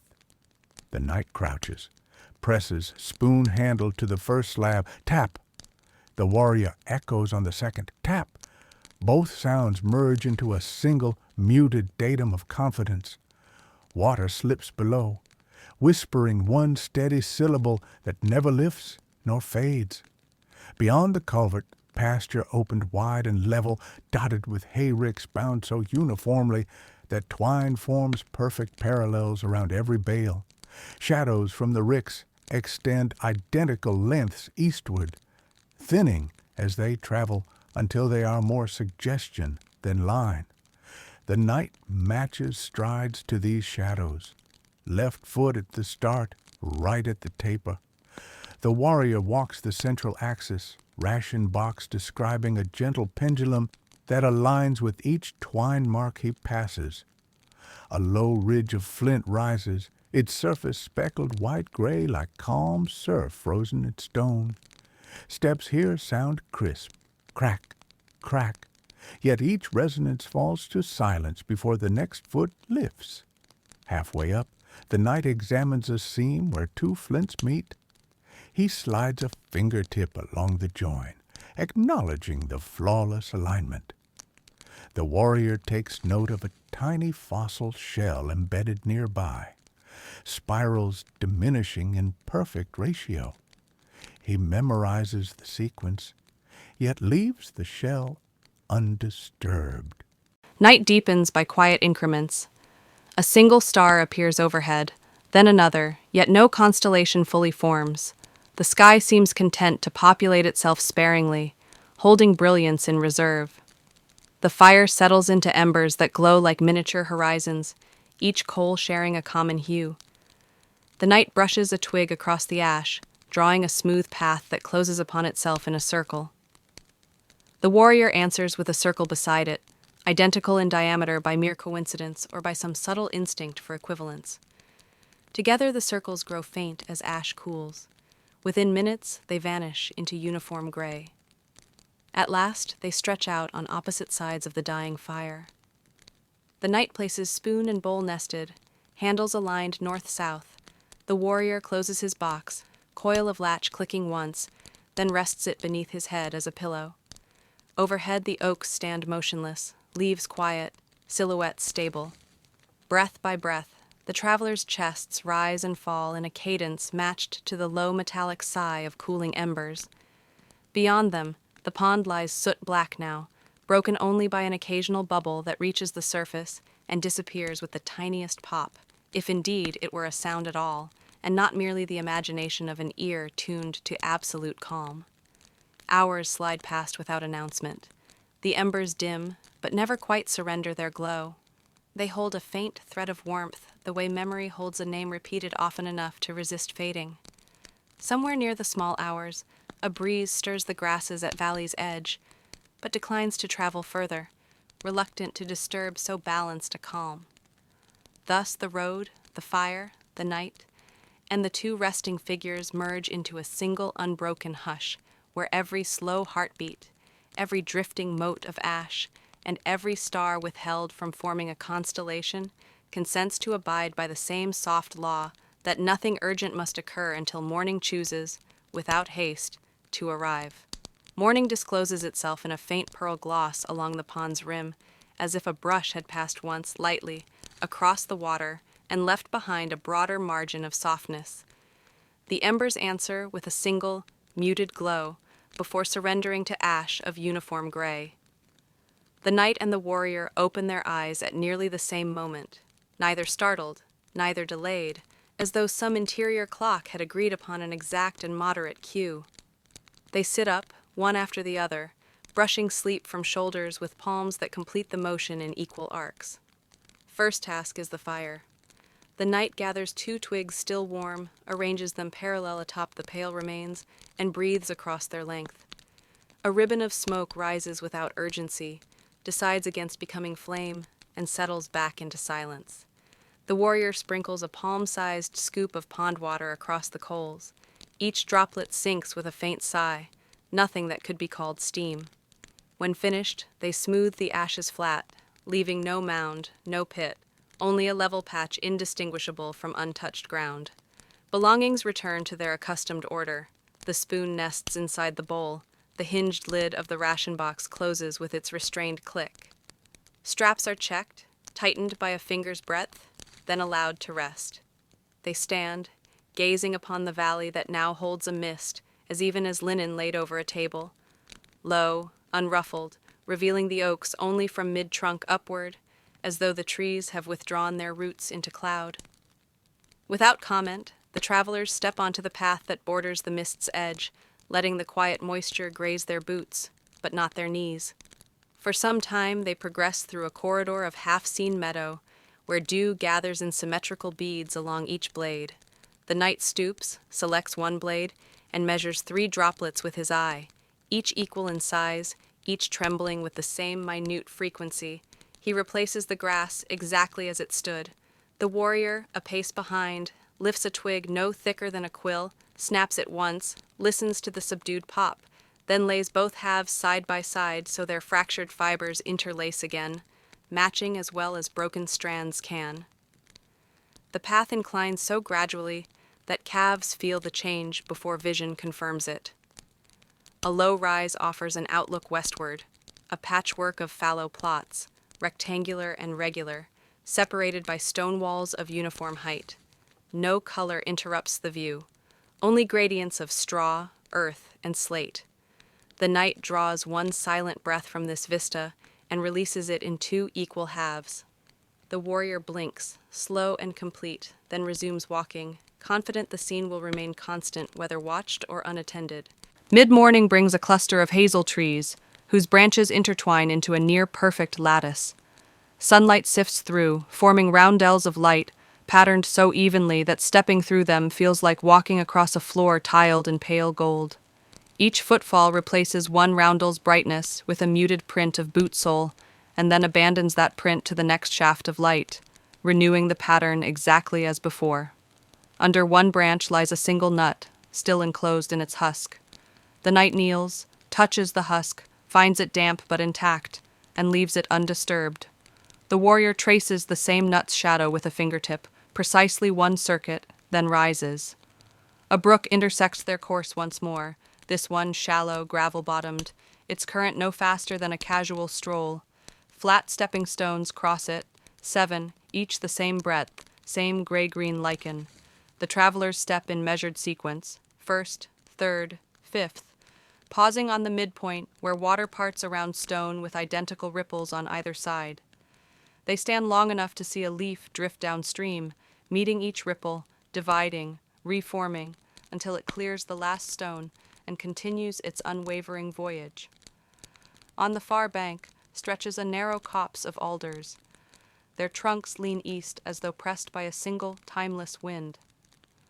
Between them, a carpet of last season's leaves has settled into layers so thin and orderly that no crunch accompanies passage, only a faint displacement, leaf sliding over leaf.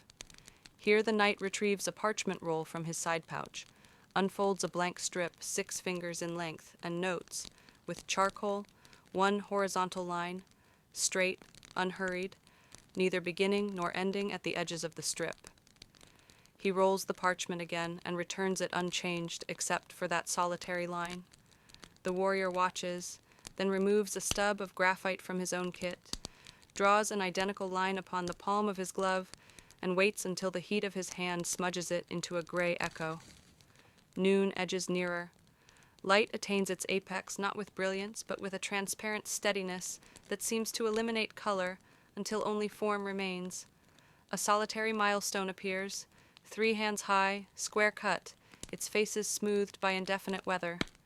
Roman numerals once marked distance, but now persist as gentle hollows, legible only to those willing to trace them by touch. The knight lays 2 fingers along one groove, discerning perhaps a V, perhaps an X, and decides both readings are acceptable. The warrior matches the gesture, chooses to perceive the same groove as neither letter, merely a pleasant indentation, and both travelers continue satisfied. A wide heath unfolds, dotted with gorse compacted into low mounds. Tiny yellow buds think of flowering but hold back, committed to uniform restraint. The breeze carries a faint resin scent from the gorse. It arrives, pauses, departs in pulses counted easily to 6 before starting over. The knight times his breathing to those pulses. Inhale during resin, exhale during absence. The warrior synchronizes strides, left when the scent fades, right when it returns. Thus they traverse the heath in perfect counterpoint to a wind too mild to rustle even the smallest thorn. At the heath's far margin, a shepherd's shelter rises, 3 walls of dry-laid stone, roofed with turves green on top, earth-brown beneath. Inside rests a bench hewn from a single plank, supported by twin blocks cut square. The travelers enter, sitting at opposite ends so their weight balances the plank without tilt. A wicker basket in the corner contains 2 skeins of undyed wool, each wound to precisely the same diameter. The knight lifts one skein, feels its consistency, replaces it with the identical facing. The warrior adjusts the second by a quarter turn, so its loose end tucks flush, completing the symmetry. They dine, oats softened in cool water, bread crisp from air alone. Chewing counts remain faithful, 12 motions per bite, 6 bites per portion. Between bites, silence holds the small space entire, punctuated only by a single drop of condensed moisture falling from the roof's turf into dust, where it darkens one grain, then evaporates. After the meal, bowls wiped, box latched, they sit a moment longer, sharing an absence of intent until the air itself seems to invite motion once more. Night deepens by quiet increments. A single star appears overhead, then another, yet no constellation fully forms. The sky seems content to populate itself sparingly, holding brilliance in reserve. The fire settles into embers that glow like miniature horizons, each coal sharing a common hue. The knight brushes a twig across the ash, drawing a smooth path that closes upon itself in a circle. The warrior answers with a circle beside it, identical in diameter by mere coincidence or by some subtle instinct for equivalence. Together the circles grow faint as ash cools. Within minutes, they vanish into uniform gray. At last, they stretch out on opposite sides of the dying fire. The knight places spoon and bowl nested, handles aligned north-south. The warrior closes his box, coil of latch clicking once, then rests it beneath his head as a pillow. Overhead the oaks stand motionless, leaves quiet, silhouettes stable. Breath by breath, The travelers' chests rise and fall in a cadence matched to the low metallic sigh of cooling embers. Beyond them, the pond lies soot-black now, broken only by an occasional bubble that reaches the surface and disappears with the tiniest pop, if indeed it were a sound at all, and not merely the imagination of an ear tuned to absolute calm. Hours slide past without announcement. The embers dim, but never quite surrender their glow. They hold a faint thread of warmth, the way memory holds a name repeated often enough to resist fading.